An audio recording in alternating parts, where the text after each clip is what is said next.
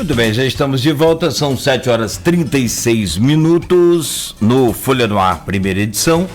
Nós já temos aí a presença do jornalista Arnaldo Neto conosco, hoje sexta-feira, dia 5 de junho de 2020, vamos conversar com o Diogo Lima, presidente da SUPIR, a Superintendência de Igualdade Racial. Peço licença, um segundo só, para a gente anunciar aqui, meu caro Arnaldo, o Diogo, é você que está em casa nos acompanhando, que a pessoa que ganhou aqui o Vale Compras de R$100 da papelaria Recopel foi a Yara Melo. A Yara Melo ganhou o kit e ela vai ser contactada aí pela nossa produção. O kit não, o Vale Compras. Obrigado, Arnaldo. No valor de R$100 ela vai ser contactada para saber como será o procedimento para receber o seu vale e efetuar a sua compra lá na Recopel, que inclusive pode ser online também, recopel.com. Obrigado aí a todos que participaram e parabéns a Yara Mello. Bom, o Diogo Lima, presidente da Superintendência de Igualdade Racial, momento muito importante em que mais uma vez podemos contar com a sua participação, colaboração, um momento em que os Estados Unidos têm aí, né, manifestações com mensagens fortes, impactantes e necessárias, que é Black Lives Matter, vidas negras importam, né, tiveram início logo aí depois da morte do George Floyd, né, causada por um policial branco, e que não é a primeira vez também que acontece, e está repercutindo de forma muito grande nos Estados Unidos, no mundo inteiro, em manifestações em redes, nos Estados Unidos, e manifestações nas ruas. Mas eu primeiro te cumprimento, trago o seu bom dia, dizer de prazer recebê-lo sempre aqui, e logo a seguir o Arnaldo abre essa pauta aí com você. Bom dia, Diogo, obrigado pela presença. Bom dia Cláudio, bom dia Arnaldo, bom dia a todos os ouvintes da Folha, é sempre um prazer estar aqui, podendo falar de assuntos tão importantes. Vamos lá, então. Eu vou começar hoje, Nogueira, com as perguntas do grupo do programa, que são perguntas pertinentes para o início da pauta, né? Sobretudo com a contribuição que é a contribuição da Suzy Monteiro, hoje na Superintendência de Comunicação, né? Atuando na Superintendência de Comunicação, mas colega nossa de redação de muitos anos, e a Suzy se coloca aqui com o racismo, Diogo, com o racismo sempre presente na sociedade dos Estados Unidos, porque George Floyd foi a gota d'água. Qual a sua opinião com relação do porquê ter sido a gota d'água a morte do George Floyd?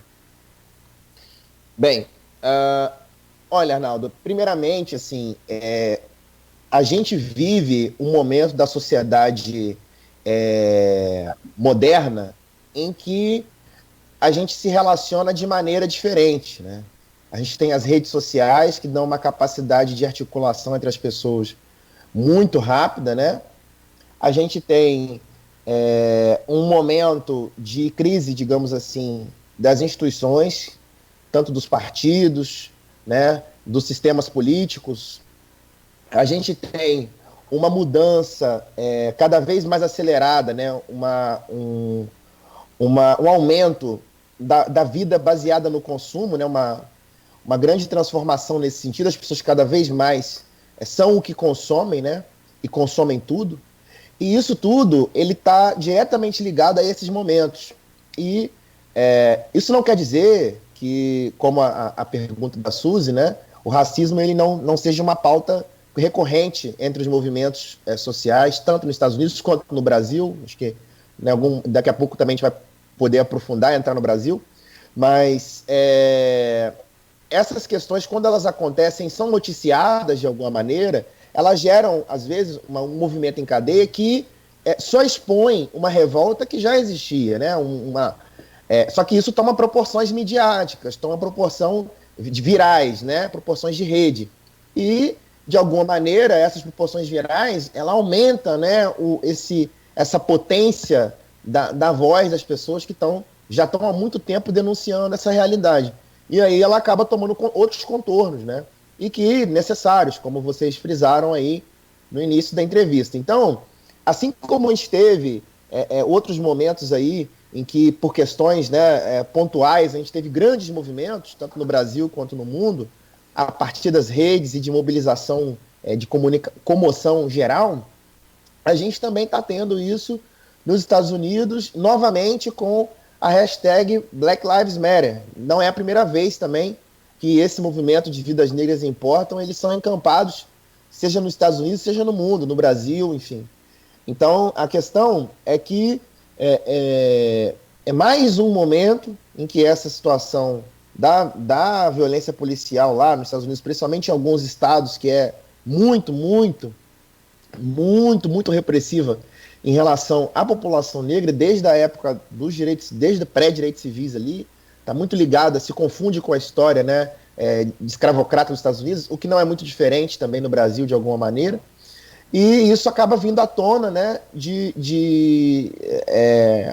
no momento em que o George Floyd é assassinado ali, mesmo pedindo para respirar, né, porque ele não estava conseguindo respirar. Então, assim, essa condição social de violência, ela não é de hoje, como vocês bem sabem. Eu sempre, quando venho aqui, eu friso isso. A gente não pode normalizar ou parecer assim, não, tudo racismo tinha, mas aí agora o George Floyd, não, isso tem vários George Floyds aí acontecendo, né,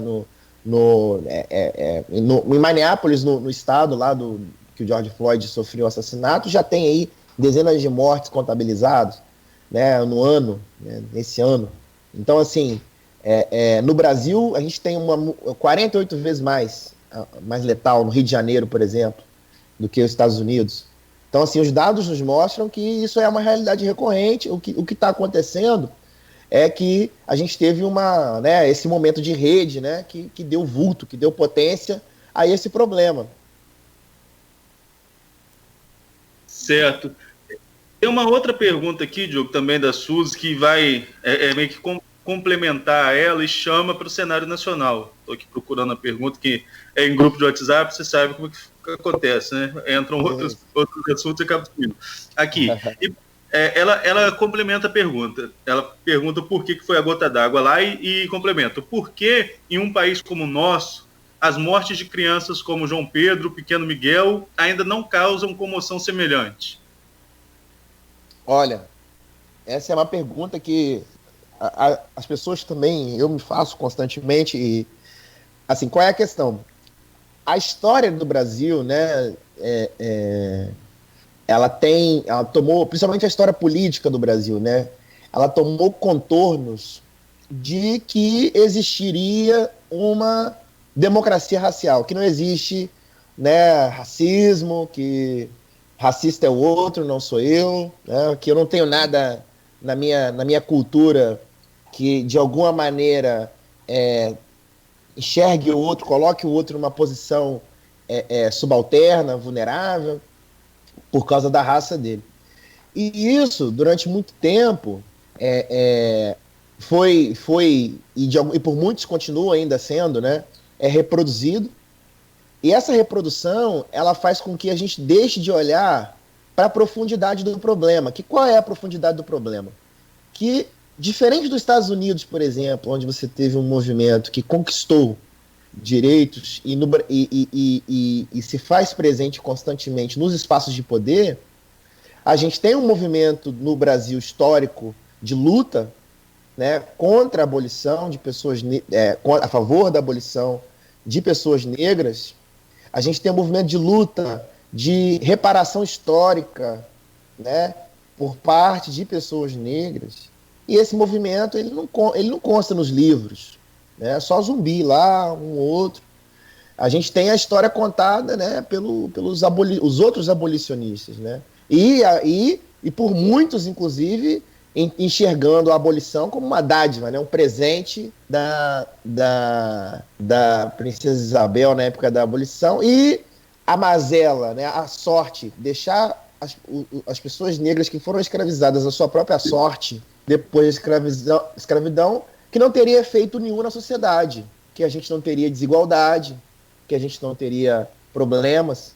Uma política de eugenia, por exemplo, né, que muitos falam de embranquecimento, né, durante muito tempo a mestiçagem, né, foi apoiada, posso só pesquisar na história, né, lá tanto pela eugenia, movimento de eugenia, quanto outros, inclusive bancadas políticas. Posso trazer em algum momento aqui frases de senadores brasileiros na época histórica dizendo que tinha, sim, que trazer cada vez mais pessoas, né, e se misturar para que a pele negra ela fosse sumindo aos poucos, digamos assim, da história, né? Então, essa questão, ela sempre existiu e ela não é narrada na sua complexidade, no seu problema. E aí, nessa hora, pessoal, aparece. E não só aparece com o João Pedro, não aparece com a Ágata, aparece também com o menino que agora, recentemente, foi morto no elevador, no andar lá do prédio. Miguel. Que a mãe dele trabalhando como empregada doméstica, né? Eu sou filho de empregada doméstica, eu posso narrar inúmeros episódios de situações que o imaginário o racista, ele aparece sem que as pessoas se deem conta, né? Então, a verdade é que o brasileiro ele precisa de uma vez por todas entender que ele não é diferente dos outros países racistas como qualquer outro que construiu sua história e a sua economia, tá? Seu sistema econômico baseado na escravidão. E se a gente não começar a olhar para isso de uma maneira objetiva, visando reparar isso, seja no caso do Estado, através de políticas públicas, eu quero também falar disso hoje, como também da sociedade, de uma mudança cultural, de entender que, assim como o machismo, assim como a homofobia, são questões que estão enraizadas nas pessoas, dada a sua história, e que elas aparecem constantemente nas nossas ações. Então não adianta se não ser, se dizer não racista. É preciso praticar ações antirracistas. Eu espero que depois desse momento do Black Lives Matter, as pessoas façam da luta, do combate ao racismo, uma pauta constante nas suas vidas. Como?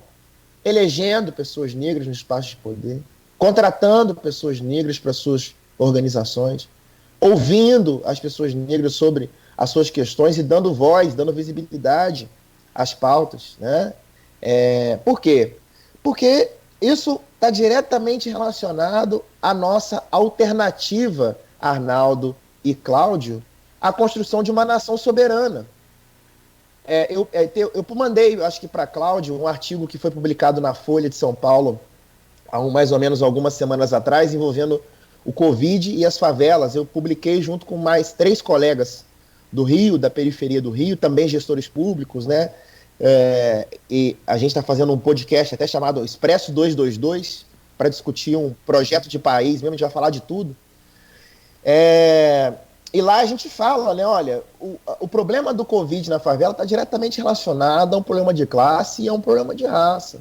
E a ausência de alternativas a essa questão da desigualdade étnico-racial, né, racial e econômica, está diretamente ligada ao fato da gente não ter pessoas em posição de poder que olham para essa realidade com a devida sensibilidade. Ou porque estão preocupados com outras coisas, estão priorizando outras coisas. Tipo aquele discurso de que dá para separar a economia do social, né? Quanto as pessoas que não estão percebendo isso, não entendem isso como uma pauta relevante, acham que isso é coisa da cabeça. Então, a gente tem que conseguir, de alguma maneira, olhar através do véu que está colocado para a gente há muitos anos. Isso é uma reflexão que eu faço a todos os colegas ouvintes nesse momento, que de alguma maneira pode ter ficado com a pulga atrás da orelha com essa campanha. Talvez isso possa sensibilizar as pessoas que estão ouvindo agora a começar a pensar nesse problema de uma maneira um pouco diferente, um pouco mais aberta, a entender que essa é uma realidade complexa e é uma realidade que está diretamente ligada à mazela que o país vive hoje. Não é diferente. A gente tem, aqui em Campos, por exemplo, você pode ir, aqui na Pelinca, você vai ver um perfil. Se você vai em outro local, mais afastado, você vai ver outro perfil. Os estudos do IBGE, do último censo, mostram que as piores condições de estrutura de saneamento estão do lado de lá, à margem direita, do Rio Paraíba, região conhecida como Guarus. Às vezes os serviços margem esquerda do Rio Paraíba. A questão de desigualdade de renda em Guarus, região de Guarus. A questão da violência, região de Guarus. E qual é a cor majoritária dessa população? É negra. E na Pelinca, qual é a cor majoritária? Vocês andaram lá, vocês já viram, dos moradores, não das pessoas que estão trabalhando. Quantos como eu, assim, vocês conhecem? Quantos médicos? Você já foi consultado por um médico negro aí? E se vocês acham que isso não é... e não existe, né? Não existe um cérebro pior que o outro, né? Cada pessoa é uma pessoa. Então, se não existe, por que essas pessoas não estão lá? Isso é estrutural, é histórico.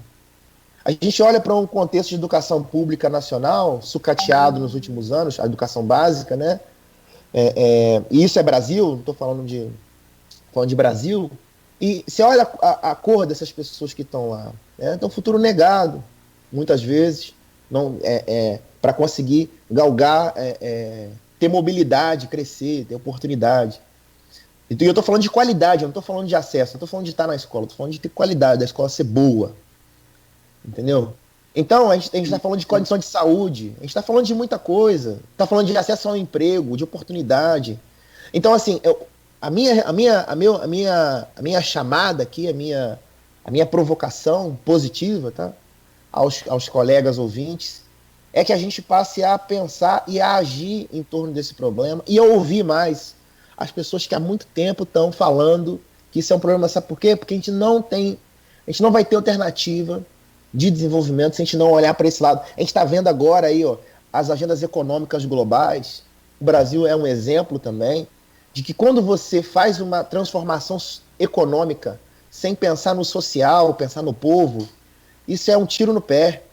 Toda vez que o Brasil fez isso, deu errado.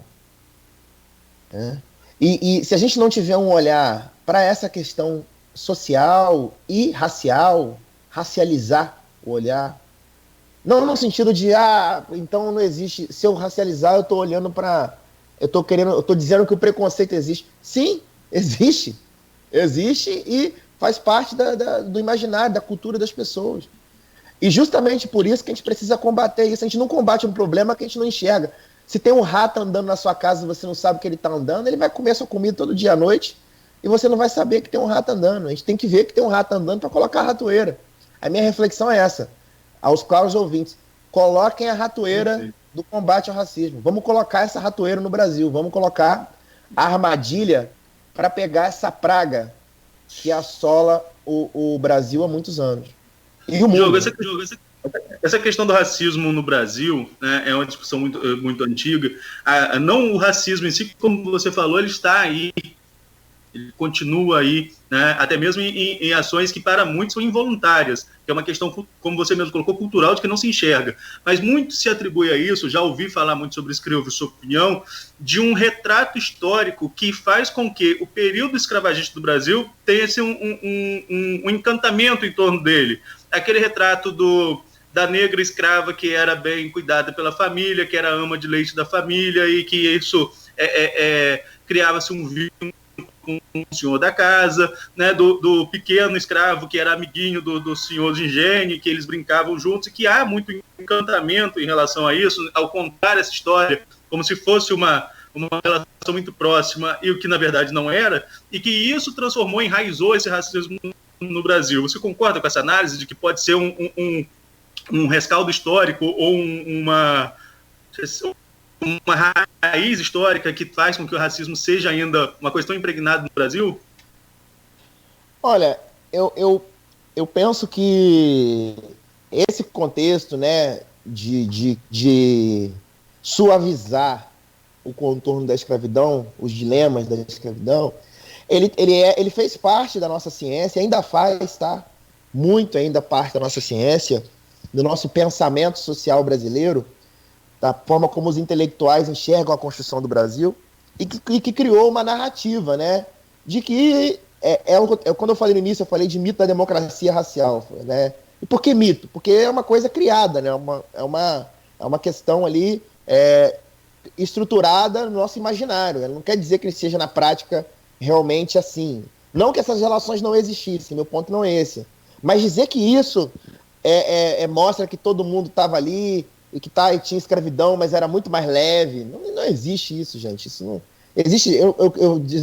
Eu desafio aos colegas ouvintes me dizer se existe alguma escravidão leve. Eu nunca vi uma escravidão leve. Existe escravidão e ponto. Então, assim, essa ideia de que existiria, né, de que as relações sociais... Claro que isso tem muito a ver com a estratégia, olhando para a história, né, de dominação, né, de relação social que foi estabelecida aqui no Brasil durante o período de escravidão, que tem muito a ver com o colonizador, com o português. Né, mas, ao mesmo tempo, isso não quer dizer que não tenha tomado os contornos dos seus problemas, que de escravidão, como eu já mencionei, e que também não haja revolta, que não tenha havido revolta. A gente, durante todo o período de escravidão, tem inúmeras revoltas de levantes, tanto da ama de leite quanto da criança que brincava lá com o filho do senhor de engenho e tal.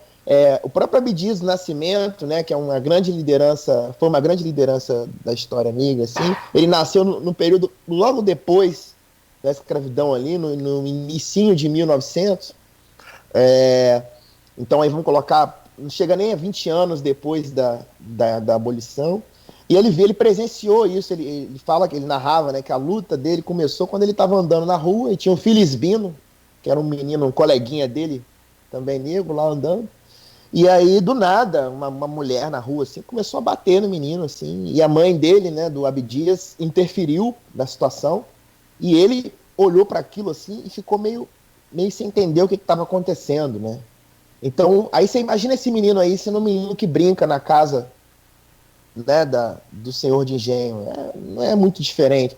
Essa narrativa é a narrativa do Gilberto Freire, né, o cara foi um diplomata, né, de família tradicional, né? Então não é a narrativa lá do Luiz Gama, que foi um grande abolicionista, um cara que estudou direito, estudou advocacia por conta própria, e sozinho ali com um grupo, né, mas liderando, ele libertou mais de 500 pessoas de condenações por conta da sua cor da pele nesse finalzinho do período escravocrata, no início das leis ali.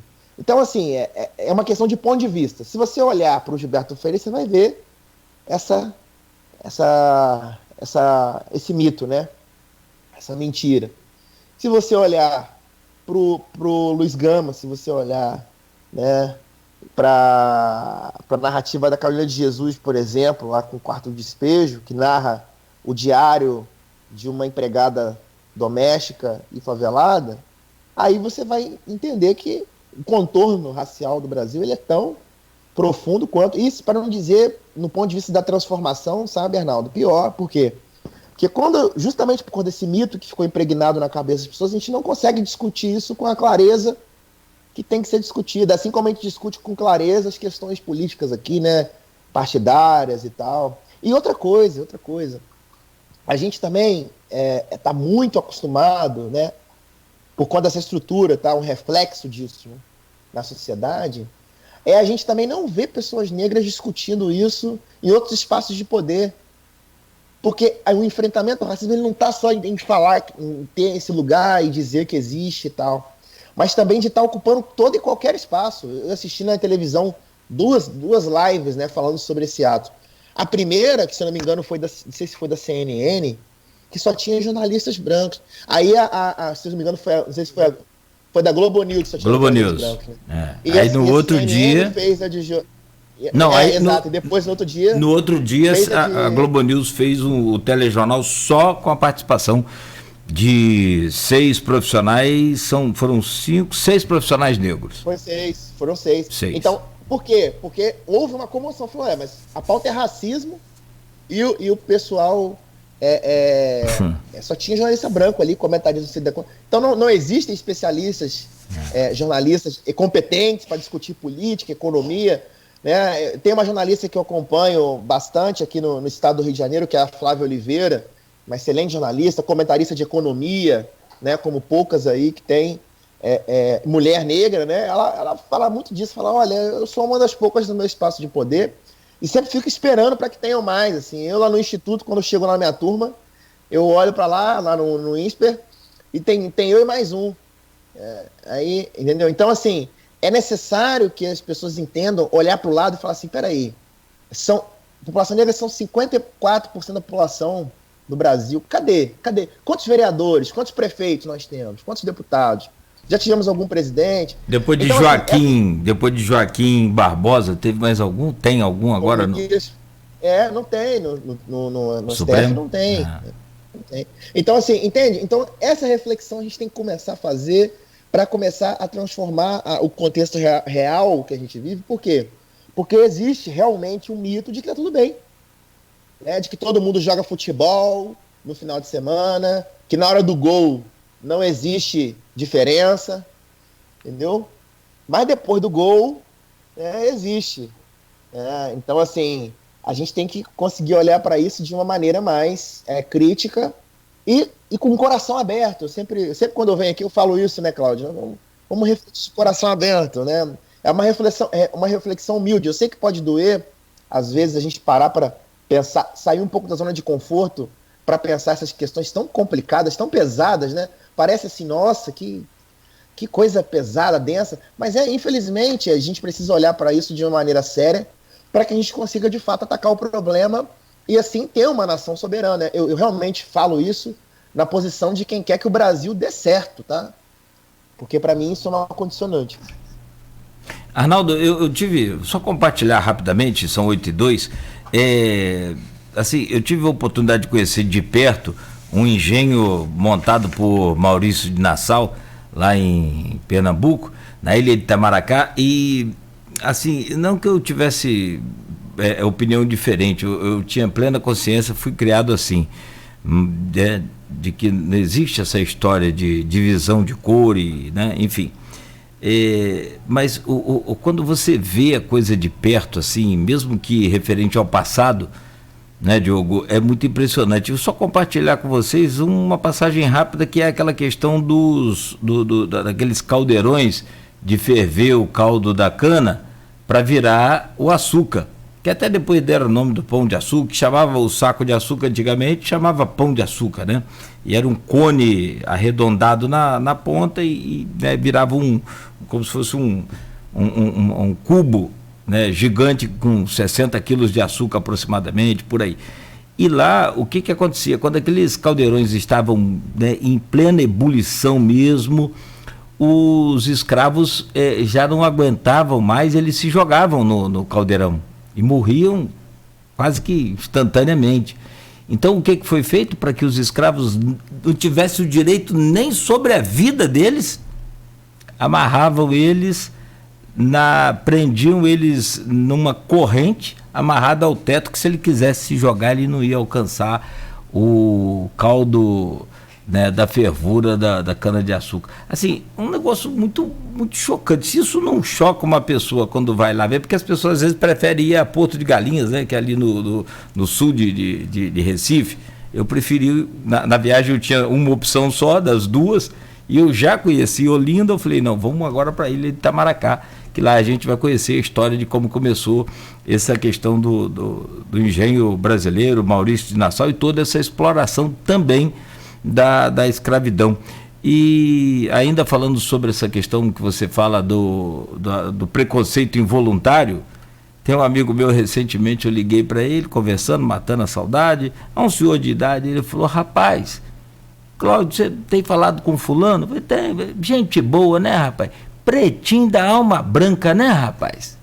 Eu falei, como assim pretinho da alma branca? Essa questão involuntária, isso já tem que morrer, tem que ter acabado ontem, como você falou aí, que seria um sonho. George Floyd foi assassinado, pronto, acabou o racismo, acabou o preconceito. Está muito longe, né, o Diogo? Muito longe, e assim, e uma questão, Cláudio, você falou do engenho, né? E isso me lembrou aqui, não sei se provavelmente vocês devem ter narrado isso, e acho que provavelmente a imprensa de Campos na época noticiou bastante. Há alguns anos atrás, uma fiscalização trabalhista aqui em Campos fez uma ação ali, era um grupo de trabalho formado pelo Ministério Público do Trabalho, o Ministério do Trabalho e Emprego e a Polícia Rodoviária, na Fazenda Lagoa Limpa, que libertou lá 20 trabalhadores rurais que não tinham água potável nem banheiro, condições de trabalho análogas à escravidão, tá? E a gente está falando aí de pouquíssimos anos atrás. Essas pessoas eram açoitadas, não tinham acesso a condições dignas, né? Então, assim, análoga à caldeira aí, né? Não tinha gerência sobre a própria vida. Então, isso não é distante, gente. Isso não é distante. Quando a gente vê uma situação de violência acontecendo, como essa que aconteceu com o menino, o policial entrou na casa, o menino ia à escola, tranquilo, adolescente, frequentava a igreja, sabe? Então, é um apelo até para as pessoas que se, dizem, não, acreditam em Deus e tal. Gente, a gente está falando de uma pessoa, de uma família, de uma pessoa que não tinha nada, envolvida com nada, que não é o primeiro que morre de uma maneira letal. E vamos olhar para a polícia também, os dados do Rio de Janeiro, como eu falei, né? 48 vezes maior, e a polícia do Rio de Janeiro também é a que mais morre, né? E muitos desses policiais também são negros, muitas vezes. Então a gente está falando de uma condição de violência generalizada, que se a gente não olhar para essa questão social, que o Brasil ele está inserido de uma maneira muito ruim, muito pesada, e para essa questão racial, a gente não vai conseguir entender. A gente vai sempre colocar de uma maneira simplista. Ah, não, porque o problema é isso. Ah, o problema é aquilo. E aí é como se fosse tudo muito simples. É tipo, eu brinco, sempre falo isso, né, Cláudio?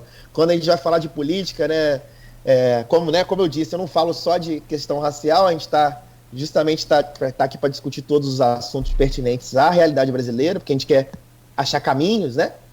E aí eu vou discutir as coisas no lugar, o pessoal fala, mas que, poxa, política é só fazer isso que resolve tudo. Aí eu falo assim, engraçado, né? Por que não resolveu ainda, então? Né? Se fizesse isso, passe de mágica, a bala de prata, a gente foi... Então é essa reflexão também que a gente precisa ter, né? Por exemplo, o assassinato do George Floyd, ele escancara um problema para a sociedade, como eu disse, que é histórico, que existe. A gente fez muito pouco ainda para conseguir resolvê-lo, tá? Para solucionar esse problema público, seja nos Estados Unidos, seja no Brasil. E o que foi feito graças à luta, graças a uma mobilização constante, uma cobrança de atitude do Estado para melhorar essa condição de vida. E esse problema não vai ser solucionado como se fosse a gente assistindo o jogo do Vasco do Flamengo, entendeu? Que se tirar o zagueiro e botar no não sei quem, tá resolvido. Não, então, entendeu? Resolve a narrativa. Resolve a narrativa. E claro, prender o policial, por exemplo, que assassinou, ok, né? É o correto. Agora, isso não adianta só prendeu, beleza. Aí todo mundo, vitória, é isso, prendemos. E amanhã todo mundo volta a normal. Nossa, tínhamos racismo, George Floyd morreu, prendemos policial, botamos um quadradinho preto no Instagram e todo mundo agora, ninguém mais racista. Não existe isso. Não existe. Aí o seu colega te liga aí, né, Cláudio? Fulano e tal. Então a gente vê que é uma reflexão constante, a gente precisa disso. Assim como a gente fala também da realidade de classe do Brasil, a realidade, né, da diferença de gênero que existe, né, entre homens e mulheres. É só olhar para os cargos de poder, né, é só olhar para a nossa posição. Então, assim, a gente precisa fazer essa reflexão constante para que a gente consiga mudar o contexto real. E eu vou falar uma coisa legal aqui, que isso tem um impacto positivo. Quando eu falo que, gente, garantir diversidade nos postos de poder é garantir uma alternativa decente de país. Quando eu falo isso, eu consigo provar. Tem um estudo da McKinsey & Company, que é uma consultoria famosa no mundo, McKinsey, talvez vocês já tenham ouvido falar. Sim. Que ela fez um grande estudo chamado Diversidade Importa. E ela analisava o quanto os cargos, por exemplo, de colocar pessoas negras, mulheres, tal, diversidade, né, diversificar os postos de poder das empresas e organizações, impactavam no lucro das organizações. Então, vamos olhar para a gestão pública, então. O quanto eleger, o quanto colocar pessoas negras nos postos de poder impactam na solução de problemas públicos. Claro que não adianta botar ele lá e não dar condição dele trabalhar. Tem que colocar ele lá e, como qualquer outra pessoa, ter condição de desenvolver o seu trabalho. Mas isso tem um impacto. Por que tem um impacto?